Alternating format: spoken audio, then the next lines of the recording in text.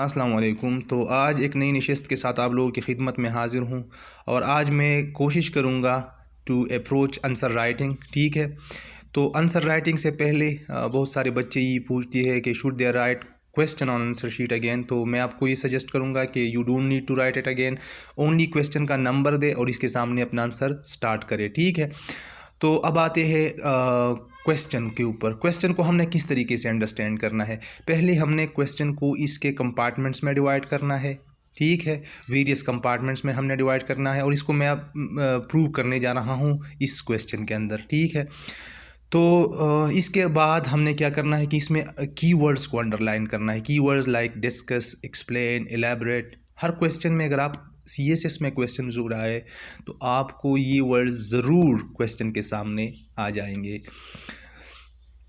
Like मैंने यहाँ पर एक टिपिकल क्वेश्चन उठाया है करंट अफेयर्स 2020 के पेपर से कि Pakistan energy crisis was due to the lack of strategy and political will, discuss. अगर मैं इसको डाइसेक्ट करता तो मैं कुछ यूँ करता, पाकिस्तान एनर्जी क्राइसिस को यहाँ तक मैं एक लाइन लगाता कि what are Pakistan energy crisis.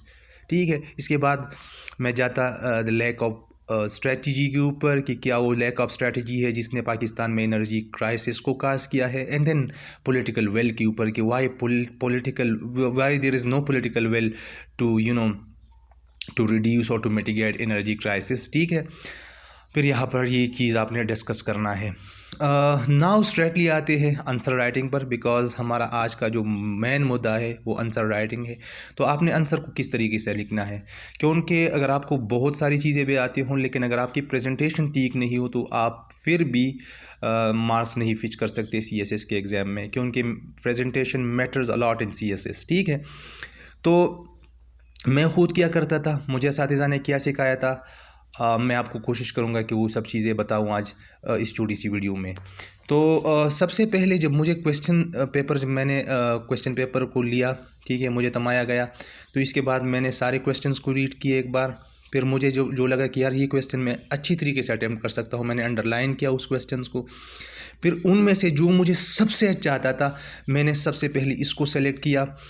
उस क्वेश्चन को सेलेक्ट करने के बाद मैं गया इसका उसके ऊपर ब्रेनस्टॉर्मिंग की, एक रफ़ कैरिकेचर इसका बनाया, एक रफ़ स्केच बनाया। फिर इस रफ़ स्केच को मैंने रेक्टिफाई किया, फ़िल्टर किया और इसको एक आउटलाइन के फॉर्म में लेके आया। इस आउटलाइन में मेरे मेन बुलेट्स पॉइंट्स थे, ठीक है, कि मैंने आगे इनको डिस्कस करना था अपने बॉडी में। इसके बाद आउटलाइन के बाद मैं इंट्रो पे आया। इंट्रो में मैंने जेनेरिक गुफ्तगू नहीं की, मैंने सिर्फ एक जनरल ओवरव्यू दिया। इंट्रो से निकलने के बाद मैं बॉडी में आया। बॉडी में मेरा जो अप्रोच था वो ऐसा ही था जिस तरीके से मेरा ऐसे का होता है।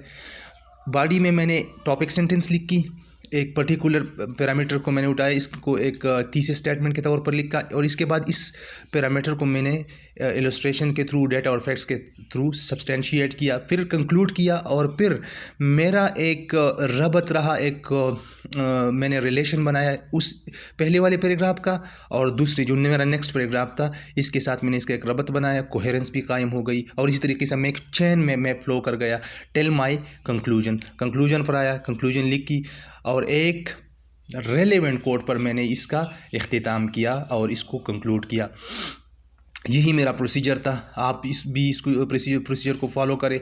साथ में मैं आपको ये बताता चलूँ कि सीएसएस में आपने कोट्स के बहुत सारे लोग इसमें कंफ्यूज होते हैं कि दे नीड टू लर्न और cram a lot of quotes, तो ज़रूरत नहीं है। एक ही क्वेश्चन में आप 2 से 3 कोट्स लिख के दिस मोर देन एनफ। अब रीज़न ये है कि अगर आप इतनी ज़्यादा कोटेशन लिख दे तो एग्जामिनर आपसे आपका एनालिसिस मांग रहा है, वो कोटेशन नहीं मांग रहा, ठीक है। तो इसलिए 2-3 कोट्स रेलेवेंट कोट लिख के, इससे ज़्यादा मत लिख के एक ही क्वेश्चन में। तो ये चंद गुजारिशात थी, मेरी अपनी एक्सपीरियंस थी, होपफुली आपकी भी काम आ जाएंगे। और since the exam is just approaching, it is just around the corner, तो आप इस अप्रोच को भी बरोकार ला के अपने पेपर में ज़्यादा मार्क्स फिच कर सकते हैं। साथ में मैं आपको ये भी बताता चलूँ कि जहाँ पर फ्लो चार्ट की ज़रूरत हो, जहाँ पर मैप की ज़रूरत हो तो ज़रूर बनाया करें क्योंकि it differentiates you from others, ठीक है। और यही कंपटीशन का एसेंस होता है कि आप दूसरों से मुख्तलिफ हों। तो best of luck for your exam. Video lengthy हो रही है, and there is insufficient space in my mobile. So best of luck for your exam. अपना बहुत सारा ख्याल रखिएगा. अल्लाह हाफिज़.